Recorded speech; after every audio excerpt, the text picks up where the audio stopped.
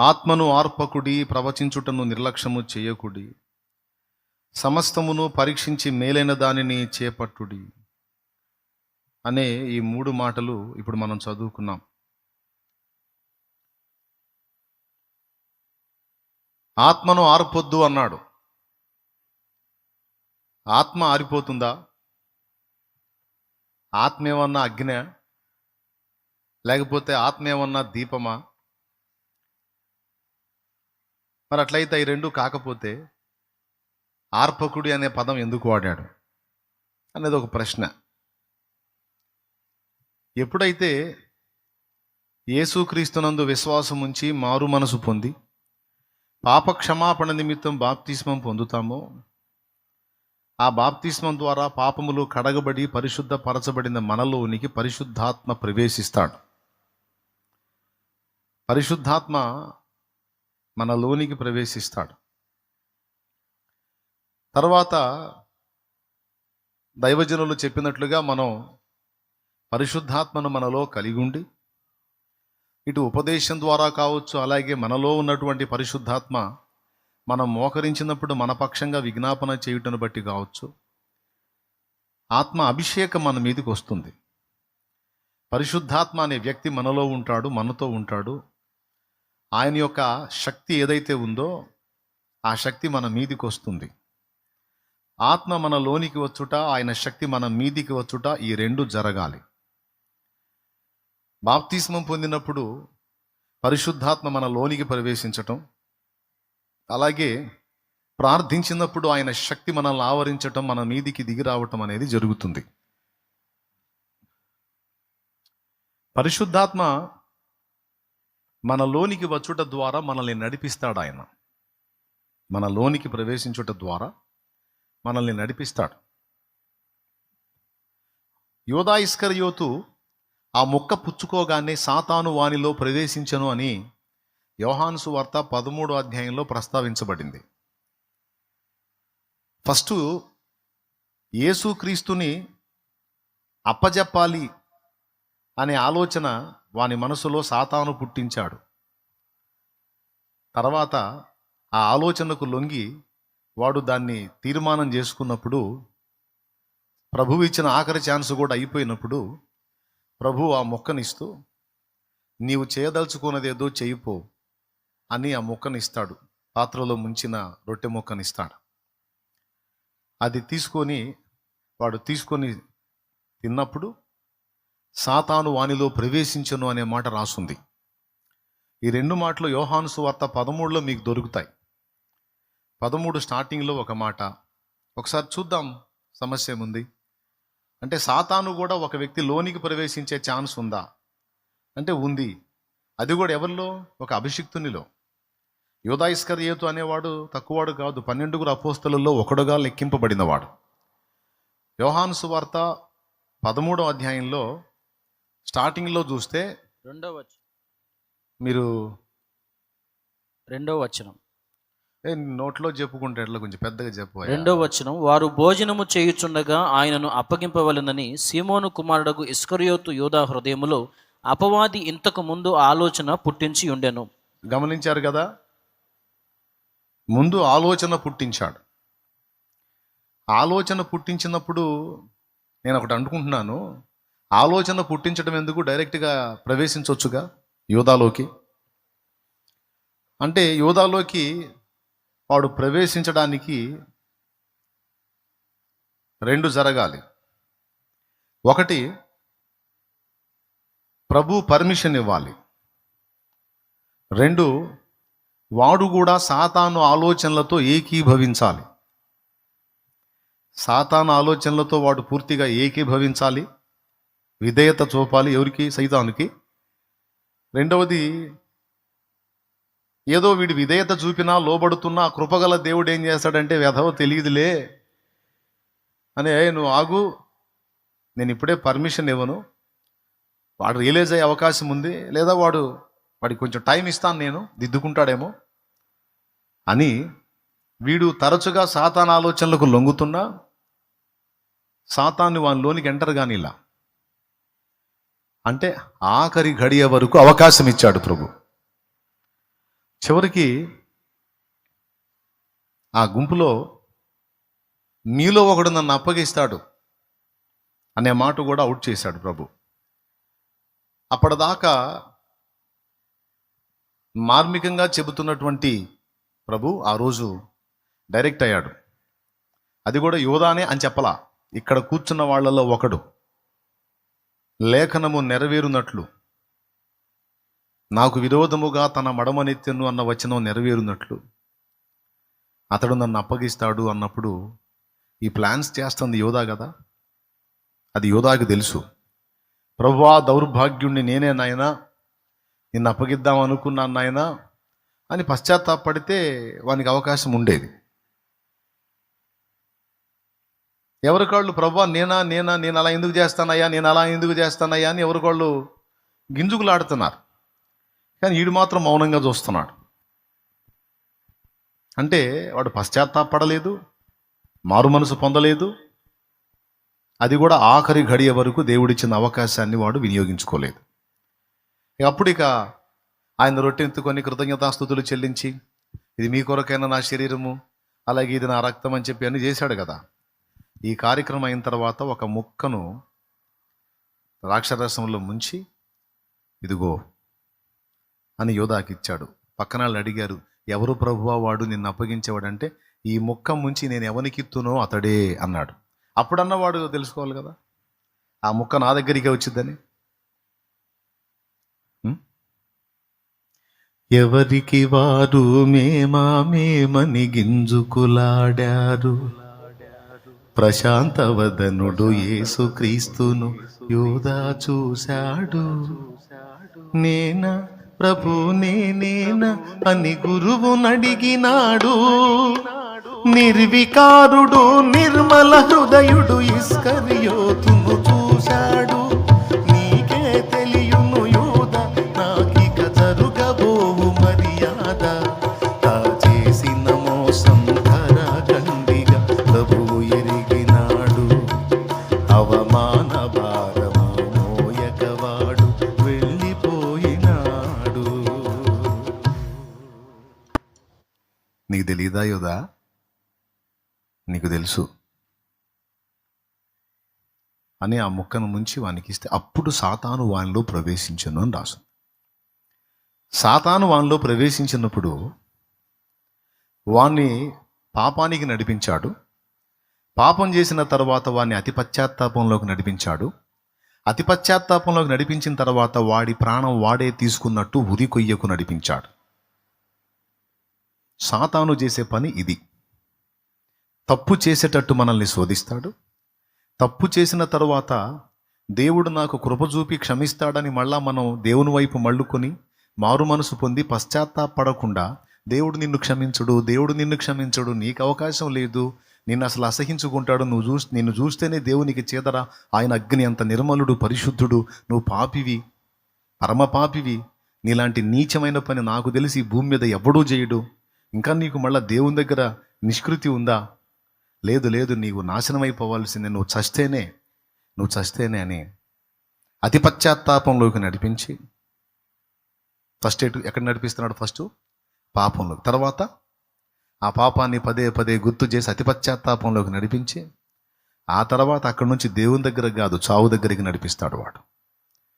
మీలో ఇక్కడ కూర్చున్న వాళ్ళలో ఎవరైనా అలాగున సాతాను చేత శోధించబడుతుంటే, తెలుసో తెలియకో ఒకవేళ ఇప్పటి వరకు మీ జీవితంలో ఏమైనా తప్పులు జరిగి ఉంటే దయచేసి ఇకనైనా మారు మనసు పొంది దేవుని వైపు మళ్ళండి. దేవుడు కృపగల దేవుడు, క్షమించి ఆయన రక్తంతో నిన్ను నన్ను కడిగి పరిశుద్ధపరుస్తాడు. ఇంకా రక్షణ మారు మనసు పొంది బాప్తిస్మం పొందకుండా పాపాలలోనే ఇంకా మీలో ఎవరైనా ఉంటే, పాపులుగానే ఇంకా బ్రతుకుతుంటే, ఆ పాపం నిన్ను వేదనకి, నాశనానికి, చచ్చాక నరకానికి నడిపిస్తుందని ఎరిగి తొందరగా ముందు నీ మీదున్న పాప భారం పోవున్నట్లు, నీ పాపాలన్నీ కడగబడినట్లు మారు మనసు పొంది పాప క్షమాపణ నిమిత్తం బాప్తిస్మం పొందు. అప్పుడు కడగబడతావు. అశ్రద్ధ చేశావనుకో, నిన్ను పాపాల్లోనికి నడిపించిన సాతాను తర్వాత అతి పశ్చాత్తాపంలోకి, ఆ తర్వాత నాశనంలోకి, మరణంలోకి తీసుకెళ్తాడు.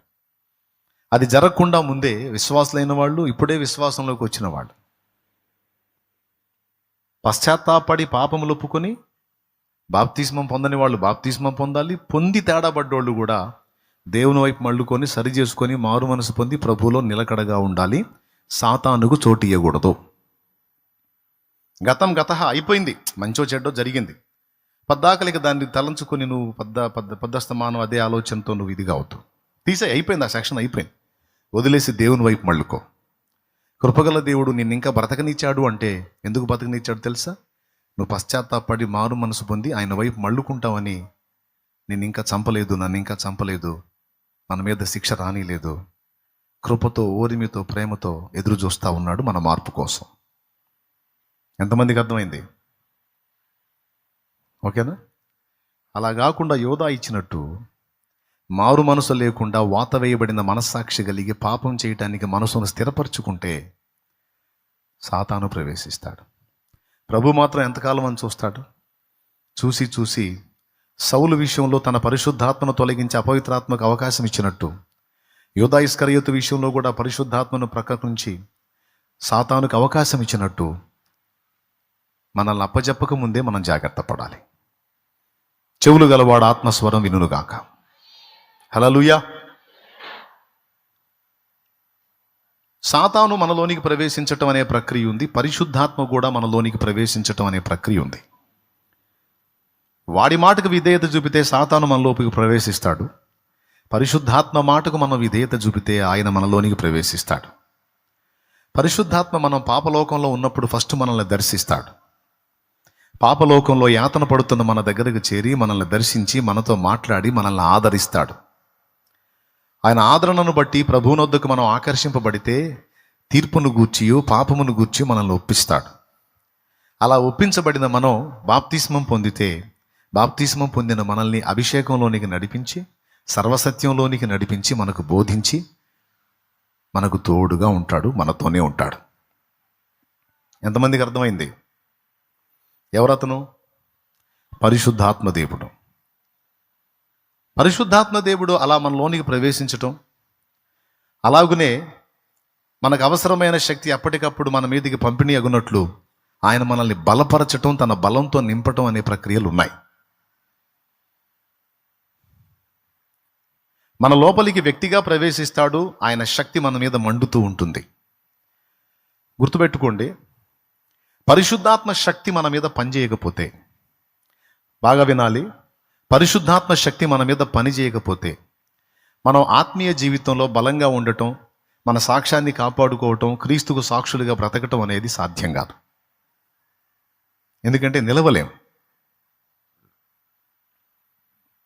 అలాగని మనం సచ్చినోళ్ళం కాదు. ఆత్మీయంగా బాప్తిస్మం పొందాంగా, సచ్చిన స్థితి నుంచి బతికించబడ్డాం. కానీ బతికుంటే చాలా, నడవటానికి, పని చేయటానికి, కార్యాలు నెరవేర్చడానికి శక్తి కావద్దు. ఇప్పుడు టీబీ పేషెంట్ ఉన్నాడు. టీబీ పేషెంట్ బతికే ఉంటాడు, కానీ 2 అడుగులు వేసి కూర్చుంటాడు. 2 అడుగులు వేసి అరగంట ఒప్పుతాడు. ఎందుకు? ఆయాసం వచ్చింది. ఆయాసం వల్ల పని చేయలేడు, పరిగెత్తలేడు. తను తానే నిలబెట్టుకోవడం కష్టమైతే ఎదుటి వాళ్ళని ఏం నిలబెడతాడు? ఎంతమంది ఒప్పుకుంటారు? అలాగని చనిపోయి ఉన్నాడా? బతికే ఉన్నాడు, కానీ బెడ్ మీద నుంచి లేచి 2 అడుగులు వేయలేడు. వేస్తే అరగంట ఆయాస పడతాడు. అంటే శక్తి లేదు. ఊపిరితిత్తులు బలహీనపడిపోయినాయి. బాడీ స్కెల్టన్లా అయిపోయింది. బాడీలో నరాలే కనపడతాయి తప్ప కండ ఏమాత్రం ఉండదు. అస్థిపంజరంలాగా అయిపోతారు. అవునా? అలాగని చనిపోయారా? లేదు, బతికే ఉన్నారు, కానీ పనికొస్తారా? ఎదుటి వాళ్ళని నిలబెడతారా? పోనీ వాళ్ళు నిలబడతారా? ఇదిగో ఇట్లుంటుంది. పరిశుద్ధాత్మ అభిషేకం మన మీద పని చేయకపోతే మన ఆత్మీయ జీవితం ఇలా ఉంటుంది. బతికే ఉంటాం, కానీ మనం నిలబడం, ఎదుటి వాళ్ళని నిలబెట్టలేం. ఈ మాట నేను చెప్పానా? సాక్షాత్తు ప్రభువే చెప్పాడు. అపోస్తల కార్యములు 1వ అధ్యాయం 8వ వచనం మనం చూస్తే, పరిశుద్ధాత్మ మీ మీదికి వచ్చినప్పుడు మీరు శక్తి నొందెదరు.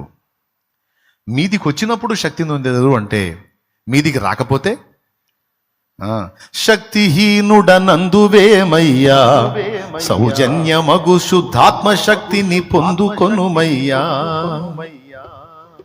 నీకు శక్తిహీనత ఉందా? అట్లయితే సౌజన్య అంటే సౌజన్యము అంటే చైతన్యం. నిన్ను చైతన్యపరిచి ఉజ్జీవింపజేసేటువంటి ఆత్మను పొందుకోవాయా, అప్పుడు పరిగెత్తుతావో. ఊరికే నా వల్ల కాదు, శక్తిహీనుడు అంటావు. నువ్వే కాదు, ఆదా మొదలుకొని ప్రతి మానవుడు శక్తిహీనుడే. మనం శక్తిహీనులం అనే కదా దేవుడు తన ఆత్మను మనకిచ్చింది. మన వల్ల కాదు, మనం జయించలేమనే కదా దేవుడు తన ఆత్మను మనకు అనుగ్రహించింది. కాబట్టి ప్రార్థించి ఆయన ఆత్మను పొందుకో. దీన్నే భేతాళ జాన్ గారు పాడాడు. పరిశుద్ధాత్మను గోరుము, జీవమాయేసు ప్రభుని పేరట వేడుము. జీవమాయేసు ప్రభుని పేరట వేడుము. ఏమన్నాడు? పరిశుద్ధాత్మను కోరుకోమంటున్నాడు. పరిశుద్ధాత్మ లేకపోతే బైబిల్ అర్థం కాదన్నాడు. పరిశుద్ధాత్మ శక్తిని ఇవ్వకపోతే బైబిల్ అర్థం కాదు. బైబిల్లోని ప్రత్యక్షతలు అర్థం కావు. కళ్ళు బాగానే కనపడతాయి లోకం చూడటానికి, కానీ గ్రంథంలోని ఆశ్చర్యకరమైన సంగతులు చూడటానికి కళ్ళు పనిచేయవు, గుడ్డి కళ్ళు అయిపోతాయి. అందుకే దావీదు అన్నాడు, నీ ధర్మశాస్త్రమందు ఆశ్చర్యకరమైన సంగతులు చూచినట్లు దేవా నా కళ్ళు తెరువుము. కళ్ళు తెరువమంటే కళ్ళు మూయబడి ఉన్నాయి. అక్కడే ఉంటాయి దేవుని ప్రత్యక్షతలు ఎన్నో గ్రంథంలో, కానీ అర్థం కావు.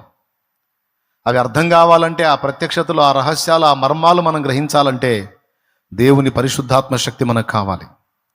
పరిశుద్ధాత్మయే లేనిది వేదాగమ పఠనముగాదది. వేదాగమ పఠనముగాదది. నెరచీకటింట సరకులు వెదకు రీతి పల్మరు వెదకినాను నిరర్ధకమైపోవు. పరిశుద్ధాత్మను గోరుము, జీవమాయేసు ప్రభుని పేరట వేడుము. దేవునికి స్తోత్రం. సరుకులన్నీ ఇంట్లోనే ఉంటాయి, కానీ కరెంటు పోయింది. సరుకులన్నీ ఇంట్లోనే ఉంటాయి, కరెంటు పోయిందండి. ఏమన్నా కనపడతాయా? ఏమో గ్లాస్ ఎక్కడ పెట్టావు అంటాడు. అక్కడే ఉంది చూడండి, ఆ టేబుల్ మీద. టేబుల్ ఎక్కడ ఉంది అంటాడు. నేను ఎక్కడ తీసుకొచ్చి నాకు మాత్రం కనపడి వస్తుందా? సరేలే, కొవ్వొత్తి ఎక్కడ పెట్టావు అంటాడు. అల్మరాలో పెట్టానండి. అల్మరా ఎక్కడుంది అంటాడు. సరే, అగ్గిపెట్టె ఎక్కడుంది? టప్ మన లైట్ వచ్చింది. అప్పుడు గ్లాసు, టేబుల్, అల్మరా, అందులో కొవ్వొత్తి, అగ్గిపెట్టె అన్నీ కనపడతాయి. గ్రంథములో మన ఆత్మీయ జీవితానికి, భవిష్యత్తుకి ఉపయోగపడే బోలుడన్ని సంగతులు, రహస్యములు ఉన్నవి. అవన్నీ మనకు తేటపరచాలంటే పరిశుద్ధాత్ముడే జోక్యం చేసుకోవాలి. పరిశుద్ధాత్మ తన శక్తినిస్తేనే లేఖనములను మనం గ్రహించగలుగుతాం. లేఖనములను గ్రహించే శక్తి దేవుడు ఇయ్యకపోతే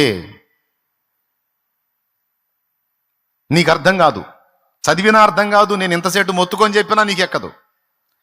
ఆ గ్రహించేటువంటి శక్తి దేవుడే ఇవ్వాలి. లేఖనములను గ్రహించుటకు ప్రభు వారికి శక్తిని ఇచ్చాడట. వారి మనస్సు తెరచాడట. చూడు, లూకాసు వార్త 24వ అధ్యాయం.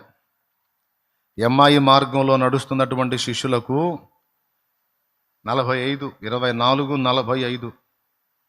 అప్పుడు వారు లేఖనములు గ్రహించున్నట్లు ఆయన వారి మనస్సును తెరచి. అది లేఖనములను గ్రహించున్నట్లు ఆయన మనస్సు తెరిచాడంట, వాళ్ళ మనస్సు. అది అంటుంది దావీదు, దేవా నీ ధర్మశాస్త్రమందు ఆశ్చర్యకరమైన 119వ కీర్తన. 119వ కీర్తన చూడండి ఒకసారి. 18వ వచనం చదువు. నేను నీ ధర్మశాస్త్రమునందు ఆశ్చర్యమైన సంగతులను చూచున్నట్లు నా కన్నులు తెరువుము. అక్కడేమన్నాడు? లేఖనములు గ్రహించినట్లు మనస్సు తెరిచాడు అన్నాడు. మనస్సు, కన్నులు రెండు కలిపితే మనోనేత్రములు. కొట్టు, దేవునికి మహిమ చెల్లించు. హల్లెలూయా. ఏంటి అవి? మనస్సు యొక్క నేత్రం, మనోనేత్రం. మనోనేత్రాలు తెరవమని. ఈ మనోనేత్రాలు వెలిగించకపోతే యేసు ప్రభు అర్థం కాడు, పరిశుద్ధాత్ముడు అర్థం కాడు, పరలోక తండ్రి అర్థం కాడు, వాక్యం అర్థం కాదు. అందుకే పరిశుద్ధాత్మ శక్తి పొందనోడు బైబిల్ని నిర్వచింపబూనుకున్నందుకే దుర్బోధలు పుట్టినాయి. పరిశుద్ధాత్మ శక్తితో నింపబడిన వాడు మంచి మనస్సాక్షితో లేఖనాన్ని ధ్యానించినప్పుడు, దేవుడు వాస్తవాన్ని వాస్తవంగా బయలుపరిచినప్పుడు సత్యం నడుస్తుంది, సత్యం పుట్టిద్ది, సత్యం బహిర్గతమైద్ది. వీడు అసలు పరిశుద్ధాత్మనే ఒప్పుకోడు, బైబిల్ పండితుడని ప్రఖ్యాతిగాంచాడు. పరిశుద్ధాత్మ అభిషేకాన్ని ఇష్టపడని వాడు, అసలు పరిశుద్ధాత్మ అంటేనే భ్రమపరచు ఆత్మ, భ్రష్టాత్మ అని బోధించినోడు నేను బైబిల్ పండితుణ్ణి అని లెక్చర్లో దంచాడు. అందుకే తట్టెడు దుర్బోధలు పుట్టినాయి. ఆ దుర్బోధల వల్ల సంఘంలో చాలామంది ఒక దారి అయ్యారు. అలా కాకుండా సత్యములో మనం ఎదగాలి, సత్యమే మనకు దొరకాలంటే పరిశుద్ధాత్ముడే జోక్యం చేసుకోవాలి. ఆయన మన మనోనేత్రాలు వెలిగించాలి. సత్యమునకు మనం విధేయులగినట్లు అసలు ముందు ఆ సత్యము ఆయనే బయలుపరచాలి. ఒకసారి స్తోత్రం చెప్పండి అకాయ్. నేను చెప్పేటప్పుడు నీకు వాక్యం అర్థం కావాలన్నా, బైబిల్ చదివేటప్పుడు అర్థం కావాలన్నా నువ్వు ఖచ్చితంగా దేవుని ఆత్మ సహాయం అడగాలి. అయ్యా, ఇన్ని ఛార్జీలు పెట్టుకొని ఇంత బాధలు పడి కష్టపడి మందిరానికి పోతున్నానయ్యా, ఆయన ఏం చెబుతున్నాడో నేను అర్థం చేసుకోకపోతే నా కష్టమంతా వృధానేగా ప్రభువా. దయచేసి నీ దాసుడు బోధించున్నప్పుడు ఆ సంగతులు నేను అర్థం చేసుకున్నట్టు పరిశుద్ధాత్మ నీ దాసుల్లో ఉండి మాట్లాడేది నీవే గనుక అది అర్థం చేసుకునే శక్తి నీవే నాకు ఇవ్వు, లేకపోతే నాకు కష్టం నాయన, నాకు అర్థం కాదని నువ్వు అడుగు. ప్రతిదీ నీకు అర్థమయ్యేటట్టు దేవుడు చేయకపోతే అప్పుడు అడుగు. ఈ ప్రార్థన చేసుకోకుండా కూర్చున్నావు అనుకో, మఠాసనం వేసి కూటమైన దాకా నిద్రపోతే అప్పుడు అడుగు. దేవునికి స్తోత్రం కలుగును గాక. ఖచ్చితంగా నిద్రపోతావు, ఎందుకంటే నీకు అర్థమై సావదు కాబట్టి. కనీసం అర్థమయ్యేదానికి దేవుని ఆత్మశక్తిని అడగవు కదా. ఈ మాట ఎంతమందికి అర్థమైంది? ఇప్పుడు నీ దగ్గర ఏది లేకపోయినా కనీసం ఉన్నోడి దగ్గర అడుక్కోవడం అన్నా చేత కావాలి. ఒకడి దగ్గర ఉండదు, పక్కన అడుక్కోవటం కూడా చేత కాదు. అడిగేదేందే, మనకు లేదని తెలియదైంది, వాళ్ళు అయ్యాలంటే ఎవడిస్తాడేంది నీకు? అడగంది అమ్మాయినా? కాబట్టి తండ్రి తన్ను అడుగు వానికి ఎంతో నిశ్చయముగా తన పరిశుద్ధాత్మను అనుగ్రహించును అని లూకాసు వార్త 11:13 అక్కడ నెరవేరిద్ది. అడిగితే అడుగుడి అది. కాబట్టి లేఖనం అర్థం కావాలంటే మన మనస్సు దేవుడు తెరవాలి, మన కళ్ళు దేవుడు వెలిగించే పరిశుద్ధాత్ముడు ఆ శక్తిని ఇస్తాడు, లేఖనం అర్థం చేసుకునే శక్తి. ఓకేనా? రైట్. పరిశుద్ధాత్మయే లేనిది వర్షము లేని పైరు చందం వేయది. మంచి నాణ్యమైన పైరేసాడండి, వాన ఆగిపోయింది. ఇక ఎన్ని ఎరువులు వేసినా ఎన్ని బలాలు వేసినా నీళ్లు లేకపోతే ఆ బలం దానికి పట్టదు, అది పచ్చబడదు. వర్షం లేని పైరు ఎలాగైతే వాడిపోతుందో పరిశుద్ధాత్మ శక్తి లేకుండా మన ఆత్మీయ జీవితం కూడా వాడిపోతుంది, మాడిపోతుంది. అట్లా కాకుండా చక్కగా వర్షపు జల్లులతో తడిసి నవనవలాడుతూ పచ్చని కళలోలికేటువంటి పైరు ఏ విధంగా ఉంటుందో పరిశుద్ధాత్మ శక్తితో నింపబడి ఆత్మాభిషేకంతో ఆత్మాగ్నితో నింపబడిన మన ఆత్మీయ జీవితం కూడా పచ్చని పైరు వలె నవనవనవలాడుతూ ఎదుగుతుంది. అందుకే పరిశుద్ధాత్మ శక్తి కావాలి. వ్యక్తి మనలో ఉన్నాడు, ఆయన ఇచ్చే శక్తి కావాలి, అది మనం ప్రార్థించాలి. కృపగల దేవుడు, గొప్ప దేవుడు ఏం చేస్తాడో తెలుసా? ఇప్పుడు నేను రెండే చెప్పాను. మూడవది, పరిశుద్ధాత్మ శక్తి మనకు లేకపోతే మనం నిలబడటమే కష్టం అన్నాను. ఇక్కడ మనకి 2 పనులు అప్పచెప్పబడ్డాయి. నువ్వు నిలబడాలి, ఎదుటోడిని కూడా నిలబెట్టాలి.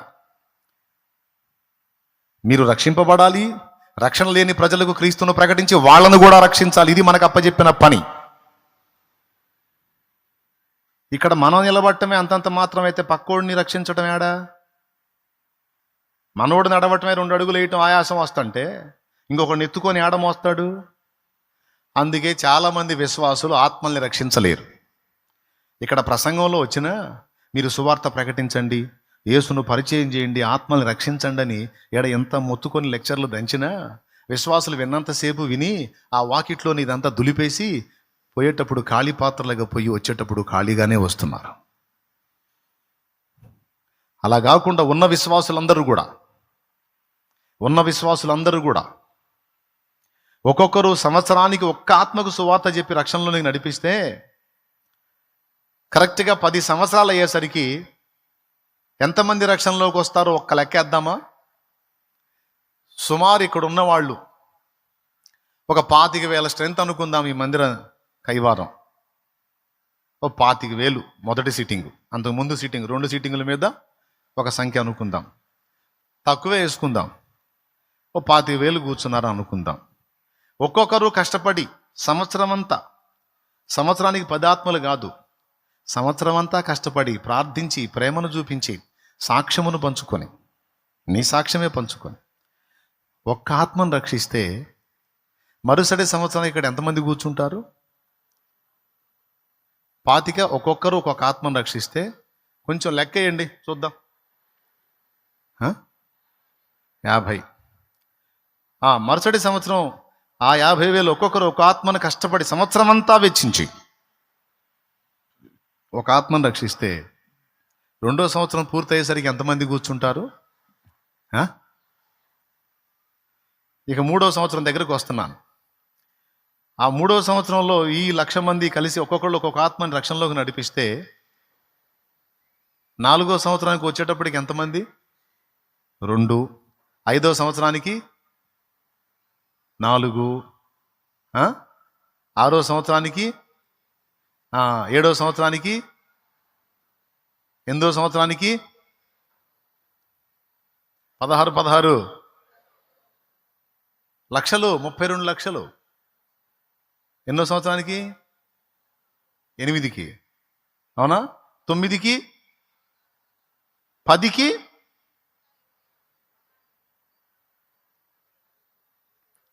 1 కోటి,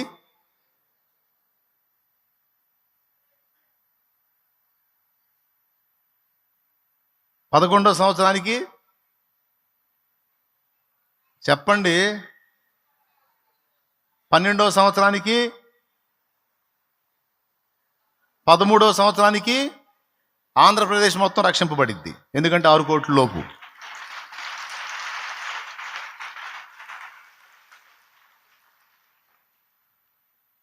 అవునా? ఇప్పుడు మన పరిచర్య ఎన్ని సంవత్సరాలు? 18 నిండు సంవత్సరాలు. అవునా? ఇప్పుడు తీసేయండి. ఇక్కడ 25 చెప్పాను నేను. ఆంధ్ర రాష్ట్రం మొత్తం సంఘాలు కలిపి ఎన్ని ఉంటాయి? లక్షల్లోనే ఉంటాయి. అందరూ కలిసి సంవత్సరానికి ఒక్కొక్క ఆత్మను పట్టుకుంటే రక్షణలో నడిపిస్తే, నేను చెబుతున్న 13, 14, 20, 25 కాదు, సరిగ్గా 7 ఏళ్ళు టోటల్గా ఆంధ్రప్రదేశ్లో ఉన్న సార్వత్రిక సంఘాలన్నీ కలిసి, సంఘమంతా కలిసి ఒక్కసారి కష్టపడి 7 సంవత్సరాలు ప్రయాసపడితే 8వ సంవత్సరానికి పక్క రాష్ట్రాలను కూడా రక్షణలో నడిపించవచ్చు. నేను చెప్పిన తప్పుడు లెక్క రైట్ లెక్కేనా? నేనేమన్నా 100 మందిని రక్షించమన్నానా? కనీసం 10 మందినా? కనీసం 5గురినా? కనీసం 4గురినా? 3గురినా? 2 ఒక్కరండి. ఒక్కొక్కరిని రక్షిస్తేనే 13 ఏళ్ళకి ఇంత అయితే, కనీసం సంవత్సరం మొత్తం కష్టపడి ఒక్కొక్కరు ఒక 5 ఆత్మలు రక్షిస్తే అది ఇంకా స్పీడ్గా ఉంటుంది. 5 ఆత్మల్ని రక్షించగలిగితే ఇంతమంది, ఒక్కొక్కరు ఒక్కొక్క 5 ఆత్మలు సంవత్సరం మొత్తంలో, 3 ఆత్మల్ని రక్షిస్తేనేమో 13లో ఒక 8 సంవత్సరాలకే కార్యం జరిగింది 3 ఆత్మలకైతే. ఒక్కొక్కరు 5 ఆత్మలు రక్షించాడు అనుకో, 13లో 500 తగ్గిపోయింది. అంటే ఎంత తక్కువ సమయంలో ఆత్మలు రక్షించబడతాయో చూడండి. కానీ 5 ఆత్మలు వద్దు, 3 ఆత్మలు వద్దు, 2 ఆత్మలు కూడా వద్దు, 1 ఆత్మను రక్షిస్తే ఖచ్చితంగా 13 సంవత్సరాల్లో ఆంధ్రప్రదేశ్ ఆత్మలు రక్షణలోనికి నడిపించబడతారు, నరకము నుండి కాపాడబడతారు. ఇది తెలుసు మనకి. కానీ ఎందుకని ఆత్మలు రక్షించలేకపోతున్నారు? శక్తి లేక. ఏమనుకుంటున్నారు? మనం నిలబట్టమే అంతంత మాత్రమైతే మనం ఇంకొకటి రక్షించేది ఎక్కడా? మెజారిటీ క్రైస్తవ్యం ఇలాగునే ఉన్నది కనుకనే సాతానాటలు ఇంకా సాగుతున్నాయి. అనేక ఆత్మలు రక్షింపబడకుండా నరకానికి పోతున్నాయి. ఇప్పుడు మనందరం కలిసి లేఖనాన్ని గ్రహించినట్లు పరిశుద్ధాత్మ శక్తిని అడగాలి. ఆత్మీయ జీవితంలో మనం పచ్చగా నవనవలాడున్నట్లు పరిశుద్ధాత్మ శక్తిని అడగాలి. అలాగే విశ్వాస జీవితంలో మనం నిలిచి అనేక మందిని నిలబెట్టినట్లు పరిశుద్ధాత్మ శక్తి మనకు అవసరం. ఎందుకంటే ప్రభువే చెప్పాడు, పరిశుద్ధాత్మ మీ మీదికి వచ్చినప్పుడు మీరు శక్తిని పొందేదరు. కాబట్టి యెరూషలేము, యూదయ, సమరయ, భూ దిగంతముల వరకు నాకు సాక్షులై ఉంతురు. శక్తి ఉంటే సాక్షులు రా బాబు, శక్తి లేకపోతే సాక్షులుగా ఉండలేరు. మీరు నిలబడమే కష్టము, ఎదుటి వాళ్ళని నిలబెట్టలేరు నాయన, రక్షించలేరు కనుక నా శక్తి కొరకు యెరూషలేములో ప్రార్థనలో కనిపెట్టండి అన్నాడు. ఇప్పుడు ఖచ్చితంగా ప్రతి క్రైస్తవ విశ్వాసి ప్రతిదినం ప్రార్థనలో మోకరించినప్పుడు బాధ్యతగా ఈ కార్యములన్నీ జరుగునట్లు పరిశుద్ధాత్మ శక్తిని కోరవలసి ఉన్నది. 3 సంగతులు చెప్పాను నేను. 4వది, శత్రువు మీద జయం పొందడానికి, శత్రువు వేసే ఎత్తులకు పై ఎత్తులేసి వాడిని చిత్తు చేయడానికి కావలసిన బలం కూడా, ఆ జ్ఞాన బలం, వివేచన బలం కూడా పరిశుద్ధాత్మ ద్వారానే కలుగుతుంది.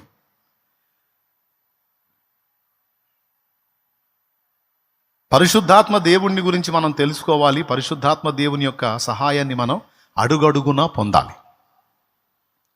చాలా వరకు విశ్వాసులు దేవుని బలమును అడగకుండా స్వీయత మీద, స్వీయ బలం మీద, స్వయం మీదనే తిప్పలబడుతున్నందున బోర్ల పడుతున్నారు తరచుగా. నా మాట విని ప్రతి విషయమందును ఎప్పటికప్పుడు దేవుని బలాన్ని అడుగు. నువ్వు తెల్లవారుజామున లేచి ప్రార్థన చేయాలి నీకు అనిపించింది. నైట్ పండుకుంటున్నావు, పండుకునేటప్పుడు మోకాళ్ళేసి ఒక్క మాట అడుగు, ప్రభువా ఖచ్చితంగా 3ంటికి నాకు మెలకు వివ్వు, నేను మోకాళ్ళు వేయాలనుకుంటున్నాను అని నువ్వు పండుకో. 3ంటికి నీకు మెలకు ఇవ్వకపోతే అప్పుడు అడుగు. ఎంతమందికి అనుభవం ఉందండి? అట్లా నువ్వు ప్రార్థన చేసి పండుకో, ఖచ్చితంగా నీకు ఆ టైంలో నువ్వు ఎంత మొద్దు నిద్రపోతూ అయినా సరే నీకు మెలకు వచ్చింది. లేపుతాడు అంతే. ప్రార్థించాలన్నావు కదా, నాతో గడపాలన్నావు కదా, నిశీధి వేళ, నిశ్శబ్ద వేళ నాతో కూర్చోవాలనుకున్నావు కదా, లేకపోతే అప్పుడు అడుగు. ఎన్నిసార్లు పొందానో నేను అనుభూతి. పాపము చేసే సన్నివేశం నీకు ఎదురైనప్పుడు, పాపము చేసే పరిస్థితి నీకు ఎదురైనప్పుడు మనఃపూర్వకంగా, దేవా ఈ పాపం చేయాలన్న ఆశ నాకు లేదు, దయచేసి ఈ పాపం నుండి నన్ను తప్పించవా అని నీ హృదయంలో నువ్వు ప్రార్థించు. ఆటోమేటిక్గా అది తప్పిపోకపోతే అప్పుడు అడుగు.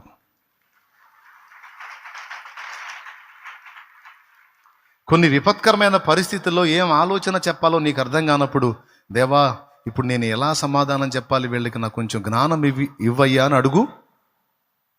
మెరుపులాగా నీకు ఆలోచన పుట్టకపోతే అప్పుడు అడుగు. అట్లా ప్రతి విషయమందును నువ్వు దేవుణ్ణి ఆశ్రయించటం అనేది సాధన చేస్తే, దేవుడిచ్చే పరిశుద్ధాత్మ బలం మీద నువ్వు ఆధారపడటం సాధన చేస్తే, ఈరోజే కాదు రేపు నువ్వు, నీ బిడ్డలు కూడా రేపు భవిష్యత్తులో అంత్యాబద్ధ క్రీస్తు పాలనలో కూడా ఆ శక్తితో, ఆ విశ్వాసంతోనే ముద్ర వేయించుకోకుండా బతకగలుగుతారు. ఇప్పుడు నుంచే అది సాధన చేస్తే ఫ్యూచర్కి ఇబ్బంది ఉండదు. కానీ చాలామంది అడగరు అట్లా దేవుణ్ణి. అయితే ఇక్కడ ఒక మేలు జరుగుతుంది మనకి. అడక్కపోయినా మనం కొన్ని ఆత్మలు రక్షించాం, అడక్కపోయినా కొంతవరకు మనం భక్తిలో, విశ్వాసంలో నిలిచున్నాం, అడక్కపోయినా మన ఆత్మీయ జీవితం కొనసాగుతుంది, అడక్కపోయినా శత్రువు మన మీద జయం పొందకుండా వాడు ఓడిపోతున్నాడు. ఏం జరుగుతుంది అంటే, నువ్వు అడగకపోయినా నిన్ను ప్రేమించే దేవుడు 2 విజ్ఞాపనకర్తలను నీ విషయమై సిద్ధపరిచాడు. ఒకటి నీ కోసం యేసయ్య అడుగుతున్నాడు అక్కడ, 2 భూమి మీద పరిశుద్ధాత్మ నీలో ఉండి ఉచ్చరింప శక్యము గాని మూలుగులతో తండ్రి చిత్తానుసారంగా ప్రార్థన చేయిస్తున్నాడు నీ చేత. నీలో ఉండి ఉచ్చరింప శక్యము గాని మూలుగులతో ఆత్మ తానే నీ పక్షమున, మన పక్షమున విజ్ఞాపన చేస్తున్నాడు. అందుకే కొంత శక్తి నీకు దొరుకుతుంది. అదే నువ్వు కూడా జతగలిస్తే, పరిశుద్ధాత్మ ఏదైతే కోరమంటున్నాడో అది నువ్వు ఎరిగి నువ్వు కూడా కోరితే, ఇటు నువ్వు పరిశుద్ధాత్మ ఇద్దరు ఏకమైతే, ఇద్దరు ఏకీభవించి అడిగితే నేను చేస్తానన్న పరలోక తండ్రి వ్యాఖ్యానం అనుసరించి మరి ఎక్కువ శక్తివంతులం మనం కాగలుగుతాం. ఎంతమందికి అర్థమైంది నేను చెప్పేది? పరిశుద్ధాత్మ విజ్ఞాపన నీలో జరుగుతుందని నీకు తెలుసా? నువ్వు మోకాళ్ళు నిన్న ప్రతిసారి యుక్తముగా అసలు ప్రార్థన ఏది చేయాలో, ఎలా చేయాలో, ఎందుకు చేయాలో, ఏమేమి అడగాలో ప్రార్థనలో నీకు నాకు తెలియదు. రోమాపత్రిక 8:26 ఒక్కసారి చూడండి. అటువలే ఆత్మయు మన బలహీనతను చూచి సహాయము చేయుచున్నాడు. ఏలయనగా మనము యుక్తముగా ఎలాగూ ప్రార్థన చేయవలనో మనకు తెలియదు గాని ఉచ్చరింప శక్యము కాని మూలుగులతో ఆ ఆత్మ తానే మన పక్షముగా విజ్ఞాపనము చేయుచున్నాడు. మరియు హృదయములను పరిశోధించువాడు ఆత్మ యొక్క మనసు ఏదో ఎరుగును. ఏలయనగా ఆయన దేవుని చిత్త ప్రకారము పరిశుద్ధుల కొరకు విజ్ఞాపనము చేయుచున్నాడు. ఓకే. యోహాన్ రాసిన మొదటి పత్రిక 5వ అధ్యాయం 14వ వచనంలో మాట ఉంది. ఆయన చిత్తానుసారముగా మనం ఏమి అడిగినను ఆయన మన మనవి ఆలకించుననున్నది అన్నాడు. దేవుడు మనం ఏది అడిగినా చేయాలంటే ముందు మనం ఆయన చిత్తానుసారంగా అడగాలి. ఆయన చిత్తానుసారంగా అడగాలంటే అసలు చిత్తం ఏదో మనకు తెలియదు. మోకాళ్ళు ఉన్ని కాడి నుంచి మనకు దొరికినవన్నీ అడుక్కోవటం తప్ప ఏది పద్ధతి, ఏది వైనో ఏంటి మనకేం తెలియదు. అయితే ఇక్కడ మనం మోకరించినప్పుడు పరిశుద్ధాత్మ జోక్యం చేసుకుంటాడట. మనలో ఉన్న దేవుని ఆత్మ మన పక్షమున తానే ఉచ్చరింప శక్యము గాని మూలుగులతో విజ్ఞాపన చేస్తున్నాడంట. ఆ మూలుగులలోనే మనకు అవసరమైనవేవో తండ్రి దగ్గరికి వెళ్తున్నాయి. ఆ మూలుగులకు జవాబిచ్చి ఇంతవరకు నీ భక్తిని, నా భక్తిని, ఆత్మీయతని, విశ్వాసాన్ని ఆయన కాపాడుతూ ఉన్నాడు. జరుగుతుంది అది.